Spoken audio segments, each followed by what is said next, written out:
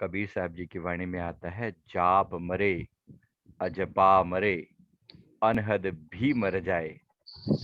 एक ऐसी अवस्था आती है जहां पर ना जाप रहता है, ना अजपा रहता है, और ना अनहद रहता है। परम शून्यता। उस परम शून्यता में बस टिकना होता है, कुछ करना नहीं होता। उस परम शांति वही हमारा स्वभाव है, वही हमारा होना है। उसी की हम तलाश कर रहे हैं। हम बस ढूंढ गलत जगह रहे हैं, बाकी होना वही है, यही होना है।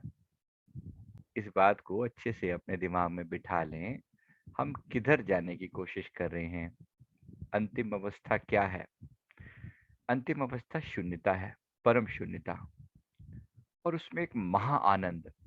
ऐसा नहीं कि वो शून्यता बोरिंग वाली है, क्योंकि बहुत लोग ये सवाल करते हैं कि भाई वहां अगर कुछ भी नहीं होगा वहां पर तो बोर हो जाएंगे।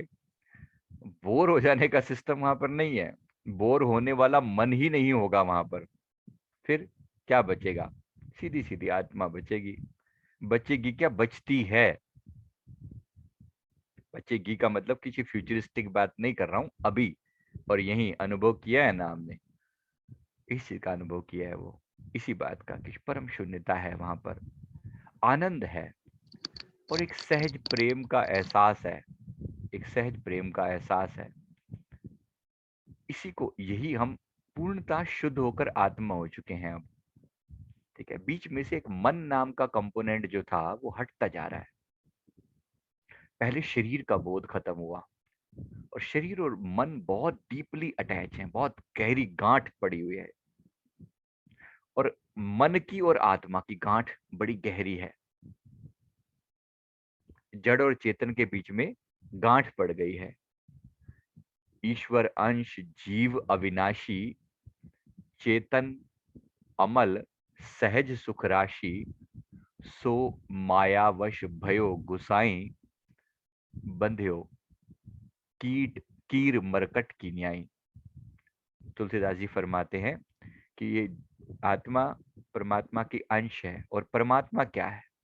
परमात्मा वो निराकार तत्व जो कुछ भी नहीं था, वहां पर वो मौजूद था। वो सदा से था, सदा से है, और सदा रहेगा। जब कुछ भी नहीं था, सृष्टि नहीं बनी थी, तो क्या था? क्या था? सृष्टि नहीं बनी थी, केवल आकाश, शून्यता। हाँ या ना? अंतरिक्ष में जब कुछ भी नहीं था, तब क्या था? ये बात तो पल्ले पड़ती है ना। जब कुछ भी नहीं था, तो परमात्मा ही था। जो था उसी को परमात्मा कहें। हाँ या ना? कोई इसका मतलब ये नहीं कि भगवान श्री विष्णु जी बैठे हुए थे खाली, जैसा कि अधिकतर, अगर हम विष्णु पुराण पढ़ेंगे तो आपको वो दिखाई देगा। अगर हम भागवत पुराण पढ़ेंगे तो उसमें श्री कृष्ण को, या अन्य अगर शिव पुराण पढ़ेंगे तो भगवान शिव को आदि रूप में दिखाया जाता है। वो उन्होंने बताया गलत नहीं है, वो सिर्फ ये कह रहे हैं कि जो था उसी को, उसी का, उसी से शिव प्रकट हुए। जो था उसी से राम प्रकट हुए। जो था उसी से देवी प्रकट हुई। जो था वही था। एक शून्यता थी। ठीक है, जब कुछ भी नहीं था, उसी को गुरु नानक साहब जी ने कहा कि केवल निरंकार था। निरंकार मतलब क्या? निरंकार मतलब ओंकार। क्या? निराकार में गूंजता हुआ ओंकार। निराकार, जब कुछ भी नहीं था, बिना आकार के जो भी था, उसी को हमने परमात्मा कहा। लेकिन वो खाली नहीं था।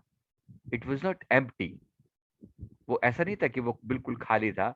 उसमें एक ओंकार गूंज रहा था। ओंकार गूंज रहा था, बस ओम, परम शांत ऐसे। वो भी अगर ना हो, अगर ओम भी ना हो, वो उसी को अनाहद नाद, मतलब वो अनाहद के रूप में गूंज रहा था।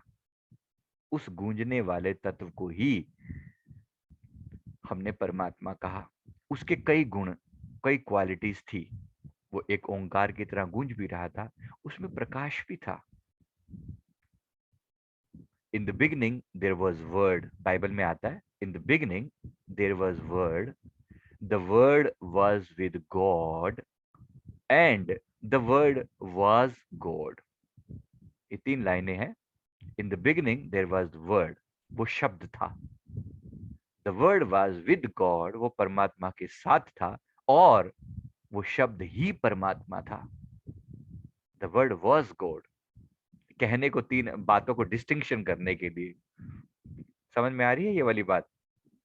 वो शब्द ही परमात्मा था, कुछ और थोड़ी था वहां पर, दूसरे का सवाल ही नहीं है, कोई ड्युअलिटी की बात ही नहीं करी हमारे सदग्रंथों में। सीधी सीधी सनातन की बात करिए कि वही एकमात्र तत्व था। नाम उसने अलग अलग दे दिया, नाम सबने अलग अलग दे दिया। किसी ने उसको निरंकार कहा, किसी ने उसे ओंकार कहा, किसी ने उसे परम तत्व कहा, किसी ने उसे परमात्मा कहा, किसी ने उसे शिव कहा, किसी ने उसे विष्णु कहा। वो नाम है, उसको डेफिनेशन नहीं भी दोगे तो वो खत्म नहीं हो जाएगा। ठीक है। और उसी को हमने अनाहत नाद कहा। जब नाहत नाद भी नहीं था, जब कुछ भी नहीं था, जो था वही अनाहत नाद था, जब कुछ भी नहीं था। तो वही परम शांति में हम जाने का प्रयास कर रहे हैं। I am returning back to my home. जहां से हम आए थे वहां से बड़ा खेल तमाशा कर लिया, बड़ा तमाशा किया, संसार में खूब खेले, खूब अलग अलग जन्मों में आ आके बड़े नाटक करके देख लिए। कई जन्म भय कीट पतंगा, कई जन्म गज मीन कुरंगा। हाथी बने, मछली बने, कुरंग यानी कि हिरण बने। कई जन्म पंखी सर्प होयो, कभी पक्षी बने, कभी सर्प बने। कई जन्म हैवर वृक्ष जोयो, वृक्ष बने, हैवर बने। कहते सारा कुछ हो गया, बहुत तमाशे कर लिए, बार बार अलग अलग रूपों में आ आकर बड़े तमाशे कर लिए। कई जन्म हैवर वृक्ष जोयो। तो कहते लास्ट में फिर कहते हैं मिल जगदीश मिलन की बरिया। अब ये जो मौका मिला है, इंसान का जन्म मिला है, अब इतनी बड़ी मुश्किल से समझ आया, इंसान भी पहली बार थोड़ी बने हैं, लाखों बार इंसान बन चुके हैं, लाखों बार, तब भी पल्ले नहीं पड़ी बात। अलग अलग रूपों में अलग अलग हरकतें कर करके गए।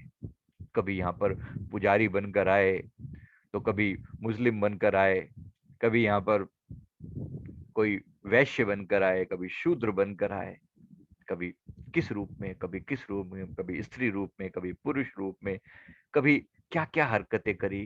कभी लैंड लॉर्ड बने तो कभी नौकर बने, कभी लोगों के पैरों की जूतियां जो है ना साफ करी। ये मैं अपनी हरकतें बता रहा हूँ, सब दिखे, ये ऐसे सामने दिखती हैं चीजें, बस यो देखो, पता नहीं क्या क्या हरकतें करके। फिर धीरे धीरे समझ आई, कोई समझाने वाला मिला जिसने समझाया कि किसे ढूंढ रहे हो, जन्मों जन्मों की इस यात्रा में किसे ढूंढ रहे हो, क्या ढूंढ रहे हो। फिर वो इकबाल वाली बात मैं फिर से रिपीट करता हूँ कि ढूंढता फिरता हूँ ऐ इकबाल, अपने आप को, अपने आप को मैं खुद को ढूंढता फिरता हूँ। आप ही गोया मुसाफिर, आप ही मंजिल हूं मैं। उसे ढूंढ रहा हूं जो मुसाफिर भी है और मंजिल भी है।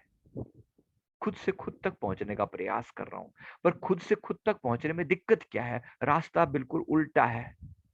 क्योंकि संसार में सारी बातें बाहर की तरफ निकल रही हैं, बाहर की तरफ ही कनेक्शन बन रहा है। माँ है तो बाहर है, पिता है तो बाहर है, बचपन से देखा यही, बचपन से देखा यही, सिखाया यही गया। बच्चा रो रहा है, कोआ कोआ कोआ कर रहा है, कौन हूं मैं, कौन हूं मैं, कोआ कोआ कोआ ऐसा करता है। शास्त्रों में लिखा है कि वास्तव में वो कोहंग बोलता है, कोआ कोआ कोआ ऐसे रोता है, पूछता है मैं कौन हूं। और हम उसे पता नहीं क्या क्या क्या सिखा देते हैं, मैं कौन हूं। तो कोई कहता है तू मेरा बेटा है, मैं कहता तू मेरा भाई है, तू मेरा पोता है, तू मेरा ये है, तू मेरा वो है। रिश्ते सबने बना दिए, और धीरे धीरे क्योंकि बचपन से ही वो अभ्यस्त बना दिया गया, एक नाम भी दे दिया गया, तेरा नाम टिंकू है, तेरे चुन्नू है कि मुन्नू है, वट। किसी ने नहीं कहा कि तू ब्रह्म है। काश कोई मिला होता जिसने उस वक्त समझा दिया होता, अरे तू पार ब्रह्म परमात्मा है। बात समझ में नहीं आ रही क्या, कनपट्टी पे दो दूं तब समझ में आएगी। समझाया नहीं किसी ने, किसी ने झंझोड़ के बता दिया होता, अरे तू परमात्मा है। महारानी मदालसा जैसी महान हस्तियां, ऐसी कोई माँ धरती पे आई होती तो बोलती, पुत्र को अभी पालने में पड़ा है पुत्र, कहती है पुत्र शुद्धो असी, बुद्धो असी, मुक्तो असी, आनंदो असी। हे पुत्र, तू मुक्त है, तू आनंद है, तू शुद्ध है, तू बुद्ध है, परम चैतन्य है तू। कोई ऐसी माँ हो तो कहे ना, या कोई ऐसे सदगुरु मिल जाए सदगुरु मिल जाए तो कह दें, तुम बद्ध नहीं या मुक्त नहीं, न भिन्न अहो परमात्मा से, न करता हो न भोगता हो, व्यापक न व्याप्य तू आत्मा से। ये आत्मा परमात्मा एक अहो, वह तुम ही हो, तुम ही तो अहो, वह तुम ही हो, तुम ही तो अहो। काश किसी ने समझा दिया होता, ये बात समझ में आ गई होती। इतने मूड तो हम भी नहीं थे, बस आ गई। किसी को पहले आ गई तो किसी को बाद में आ गई, बस इतनी सी बात है। हमें पहले आ गई, आपको अब आ रही है समझ। जिस दिन आ जाएगी उस दिन मुक्ति, उस दिन कल्याण। अब मत चूक जाना, अब मत चूक जाना, अब ना भजस, भजस कब भाई, आवे अंत न भजे आ जाए।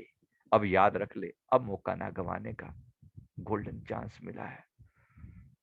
काश कोई सदगुरु मिले होते, कभी समझा दिया होता कि रिश्ते नाते बहुत मिले, लख 84 माहे, लख 84 माहे, सहजो सतगुरु ना मिले, जो पकड़ निगाह से माहे। सतगुरु मिले होते, कभी वहां पकड़ कर बोला होता, अरे कहां भटक रहा है तू, कहां भटक रहा है, किसे ढूंढ रहा है, अपनी ही तलाश कर, आईने में देख खुद को, झांक अपनी आंखों के अंदर, देख क्या दिखता है, आईने में देख अपने आप को। जब देवताओं और असुरों के बीच भी झोड़ लगी एक बार, हम भी जान के रहेंगे अपने आप को, हम भी खुद को जान कर रहेंगे। भगवान ने कहा, भगवान भगवान शिव के सामने कोई बात हुई, लंबी स्टोरी है, मैं ज्यादा नहीं जा रहा हूं। खोजो अपने आप को, भगवान ने कहा खुद को खोजो, खुद को जानो। अच्छा, खुद को जानो, कैसे जानो? अब दोनों के अपने अपने दिमाग,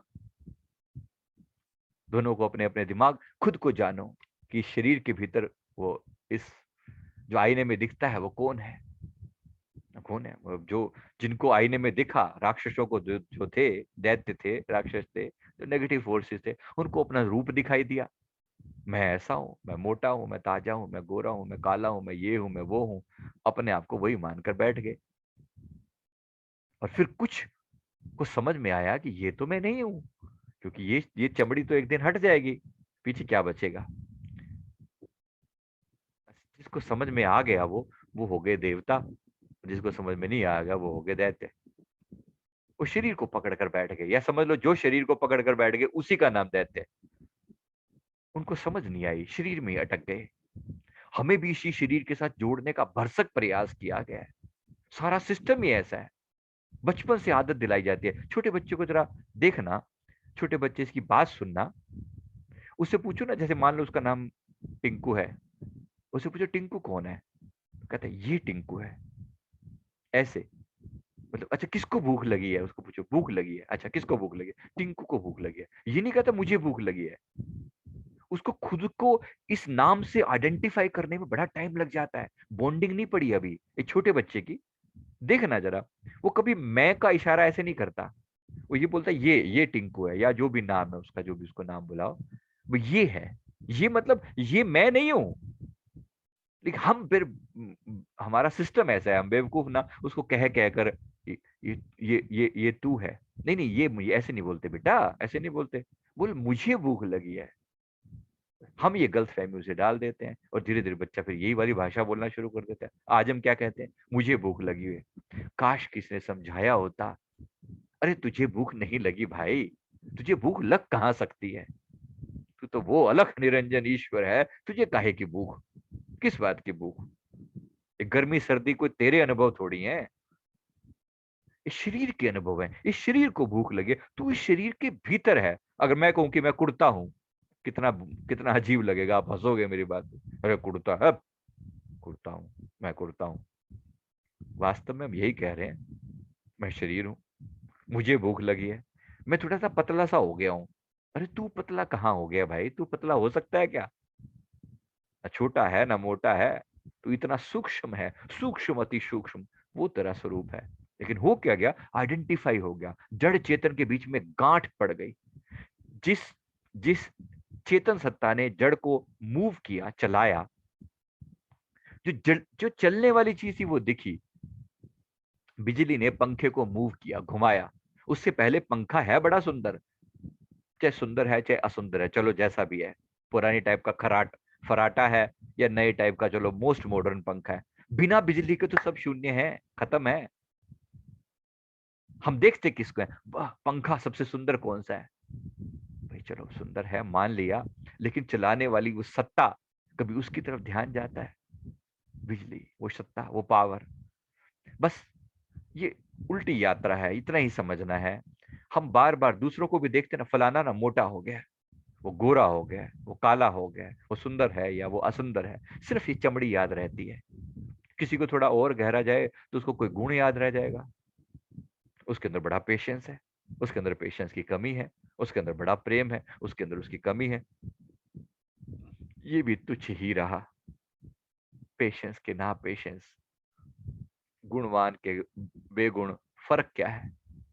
परम शून्यता की तरफ जाना है तो वहां कुछ भी नहीं बचेगा, लेकिन फिर भी बेगुणे से गुण की तरफ यात्रा करनी है, अवगुण से गुणों की तरफ यात्रा करनी है, क्योंकि संसार में यही यात्रा, यही स्टेप्स हैं वहां तक पहुंचने के। तो अंधकार से प्रकाश की ओर, तम सोमा ज्योतिर्गमय, हे प्रभु मुझे अंधकार से प्रकाश की ओर ले चलो। मृत्युर्मा अमृतम गमय, हे प्रभु मुझे मृत्यु से अमृत की ओर ले चलो। अति सुंदर, ये हमारे ऋषि मुनियों ने बताया रास्ता। तो अमृत की ओर जाने की यात्रा हो रही है, प्रकाश की ओर जाने की यात्रा हो रही है। एक दिन वही ओरिजिन जो हम शुरू से थे, सारी सृष्टि सिमट जाएगी और हम अपने आप में लीन होकर वापस वही हो जाएंगे जब थे। तो इससे पहले कि ये घटना बाहरी लेवल पर घटे, मतलब एक दिन यमराज आकर और फिर वो सारा कार्यक्रम हो यहाँ पर संसार में, मृत्यु जिसे होते हैं, उससे पहले ही ये मौका मिला है कि जाग जाया जाए, ये गोल्डन चांस मिला है कि जाग जाया जाए। ये दोबारा मौका बार बार नहीं मिलेगा, और मिल भी जाएगा तो फिर करोगे का, अगली बार सदगुरु मिलेंगे, कोई समझाने वाले मिलेंगे? नहीं मिलेंगे, क्या पता लगता है फिर कहीं भटक गए तो। गुरु महाराज जी मुझे बता रहे थे उस दिन कि कितने लोग देवी देवता बन के बैठे हुए थे, पता नहीं कितनी देवियां यहाँ पर बैठी हुई हैं। सोचो, सोचो कभी लोग आपके आगे ऐसे ऐसे माथे टेकते थे? आप वो देव रह चुके हैं, देवी देवताओं की जो हम बात करते हैं उनके आगे झुकते हैं ना, वो हम रह चुके हैं।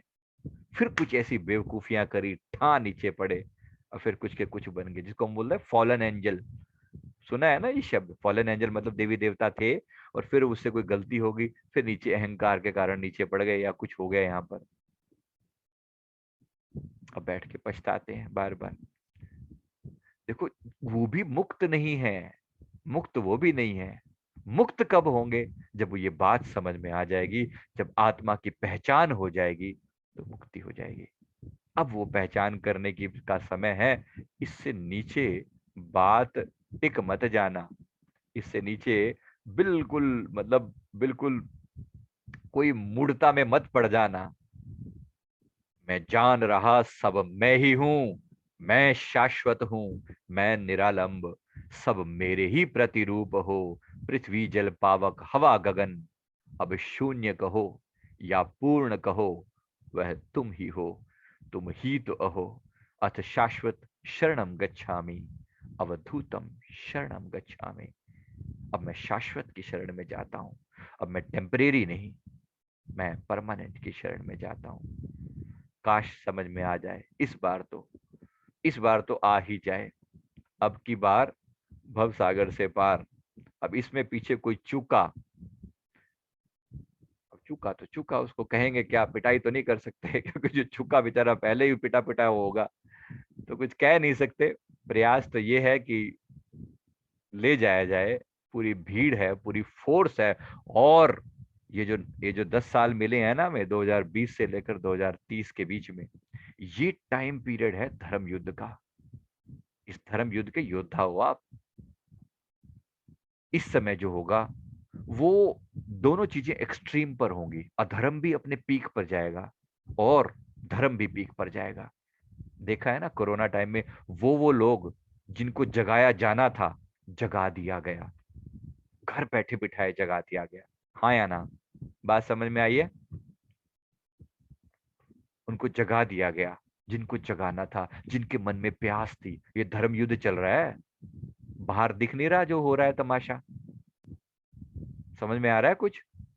बाहरी रूप में भी धर्म का, जो फिजिकली जिसको हम मतलब संसारी में जिसको धर्म कहते हैं, वास्तव में उस धर्म की भी लड़ाई दिख रही है, लेकिन उससे ऊपर भी एक सूक्ष्म लड़ाई चल रही है, सत्य और असत्य के बीच में, पॉजिटिव और नेगेटिव फोर्सेस के बीच में। गुरुदेव से पूछा मैंने कहा जी हम भी कहीं स्टैंड करते हैं क्या उस युद्ध के अंदर? गुरुदेव ने कहा तुम सब वही उस युद्ध का हिस्सा ही तो हो, तुम्हें दिख नहीं रहा, तुम्हें बाहरी रूप से नहीं लड़ाई दिख रही वो होती हुई। कुछ चलो कुछ थोड़ी बहुत झलक बाहर भी दिख रही है, कुछ थोड़ा बहुत तो आइडिया लग ही रहा है ना, बाहर भी तमाशा तो हो ही रहे हैं।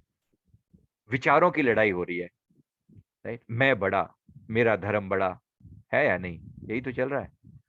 मेरा धर्म सही, मेरा गलत, विचारों की लड़ाई चल रही है। और ये विचारधारा की लड़ाई के नाम से ही ये आगे का ये जो दशक है ना, ये पूरा पूरा दशक इसी पे चलेगा। विचारधाराओं की लड़ाई, मैं ठीक और मैं ठीक। कुछ ईगो के लेवल पर लगेगी दुनिया है तो ईगो के लेवल पर लड़ेंगे लोग, और जो धर्म के लेवल पर जीने वाले हैं वो सत्य के लिए लड़ेंगे। और लड़ाई चल रही है ये, आप इससे बाहर नहीं है, हिस्सा है आप इसका। इसलिए सत्यमेव जयते जब कहते हैं तो वहां पर सनातन धर्म की जय भी बोलनी पड़ती है, सनातन बोलनी पड़ती है। तो याद रखें उस चीज को, सनातन मतलब जो हमें उस जो जहां से हम आए हैं, सनातन जो सदा से था, सदा है और सदा रहेगा। लेकिन लोग कहाँ मानने वाले? संसार है, संसार में अपने अपनी विचारधाराएं हैं। कभी देव दानव का संग्राम हुआ करता था, आज भी वही हो रहा है। बात समझ में आ रही है? बात समझ में आ रही है? बस थोड़ा सा स्वरूप अलग है, देवों का स्वरूप भी अलग है और दानवों का स्वरूप भी अलग है, सबका अपना अपना रूप है। तो फर्क क्या है? अंत में विजय सत्य की होनी है, सत्यमेव जयते। अब आप देखो आप किस तरफ हो, आपको अपने आप से सवाल करना पड़ेगा, मैं किस तरफ जा रहा हूं? क्या मैं अपने इस धर्म युद्ध में सहयोग कर रहा हूं? और ये लड़ाई बड़ी सूक्ष्म है, बड़ी बारीक है। इसका मतलब कोई बाहर लड़ने को नहीं कह रहे हैं कि तीर तलवार निकालो। अनफॉर्चुनेटली कुछ लोग वो निकाल के भी लड़ रहे हैं। दुर्भाग्य ये है कि लोगों को वही दिखाई पड़ता है कि ये निकालो और लड़ो। ये नहीं बात हो रही है, ये बात हो रही है विचारधारा की लड़ाई। सत्य क्या है? तो हम जो जिस लेवल पर, ये भी एक धर्म युद्ध के हम हिस्सा हैं, और इसमें जीत कर दिखाना है। जिस तरफ फोर्सेस होंगी, पावर होगी, आम जनता जिधर बहेगी, अंत में जीत वहीं होगी। और होगा धर्म की स्थापना के लिए। अभ्युत्थानम अधर्मस्य तदात्मानं सृजाम्यहम्, यदा यदा हि धर्मस्य ग्लानिर्भवति भारत। अभ्युत्थानम अधर्मस्य तदात्मानं सृजाम्यहम्, वो होगा, ये घटना घटित हो रही है।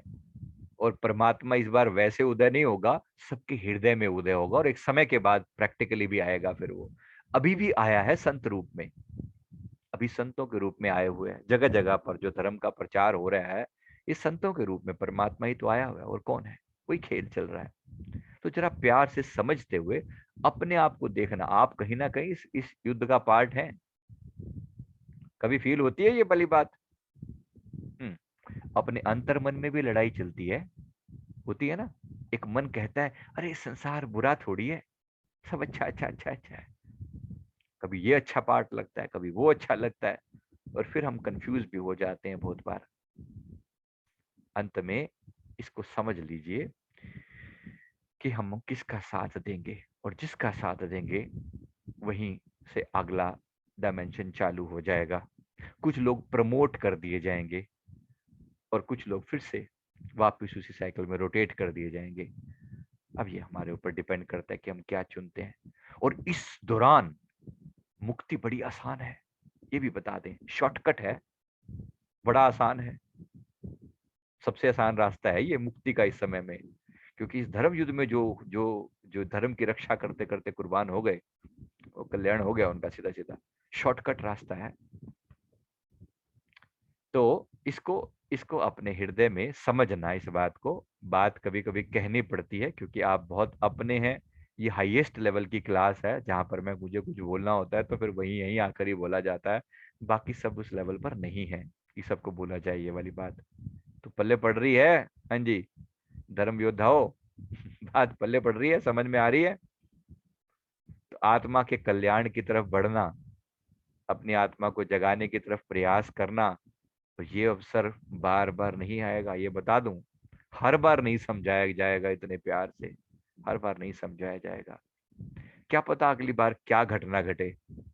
आएंगे 2073 में फिर से ये खेल खेला जाएगा, फिर बहरूपिया वेश बदल के आएगा, कुछ और बदल के आएगा, आप भी कुछ और वेश बदल के आएंगे, खेल दोबारा चलेगा। पर तब परिस्थितियां बहुत बदल चुकी होंगी, ये बता दें। आसान नहीं होंगी। गुरुदेव ने फरमाया हर बार जो है ना मामला बिगड़ता जाएगा, तो ये मत सोच लेना अभी 4 लाख 4.5 लाख साल पड़े हैं, 4,32,000 साल का है वो। तो 4,32,000 साल पड़े हैं, ये समझ लो कि अभी तो लंबा टाइम है कलयुग का। तो इस घोर कलयुग को अभी देखना है, और जितना जितना कलयुग आगे बढ़ता जाएगा उतना उतना मुक्ति आसान होती जाएगी। आप बोलोगे ये कैसे? बस ऐसे ही है। जितना डिफिकल्टी एनवायरमेंट डिफिकल्ट होगा, इस डिफिकल्ट एनवायरमेंट में भी अगर कोई अपने धर्म को, अपने धर्म मतलब आत्मा का ज्ञान, धर्म का मतलब मैं हिंदू या मुस्लिम की किसी की बात नहीं कर रहा हूं, आत्मा का ज्ञान, जो अपनी आत्मा के ज्ञान में उतर जाएगा उसके लिए इजी है, बहुत इजी है।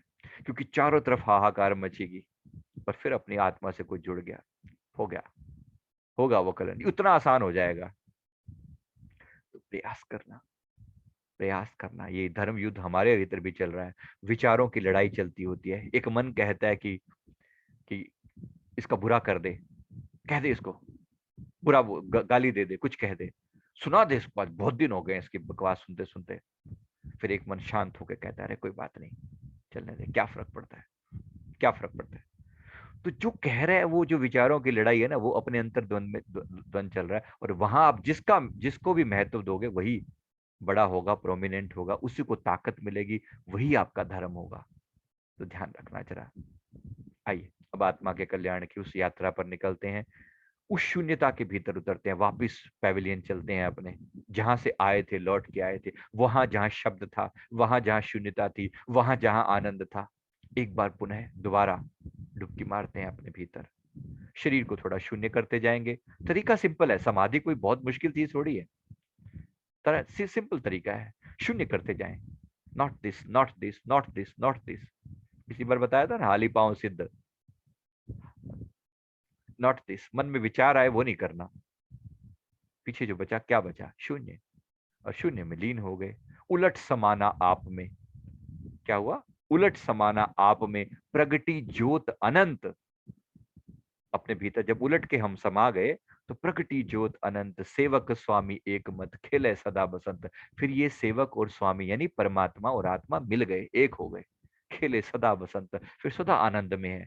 ऐसा लगता है फिर बसंत आ गई है, बाहर आ गई है। तो बाहर आ रही है, आ गई है, मौका है। जब आत्मा परमात्मा से मिल गई तब बसंत। तो जरा डुबकी लगा लेना, गोल्डन चांस है। बार बार कहने वाला कुछ और नहीं मिलेगा,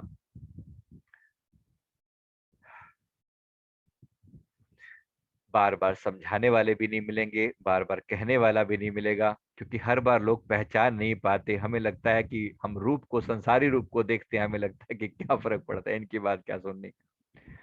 भाई ठीक है, वो काला पीला सा चोला पहनोगे तब बात समझ में आएगी क्या, ऐसे समझ लो। अभी आसान है, बात को समझाना भी आसान है, बीच में कोई गैप भी नहीं है। काला पीला सा कुछ पहन लिया तो फिर डिफिकल्ट हो जाएगा, बात को समझाना और समझना दोनों डिफिकल्ट हो जाएंगे। इसलिए मॉडर्न वेश रखना पड़ता है दुनिया के हिसाब से। समझ में आ रही है बात? राइट। चलिए आत्मा के रास्ते पर उतरते हैं। Thank you very much.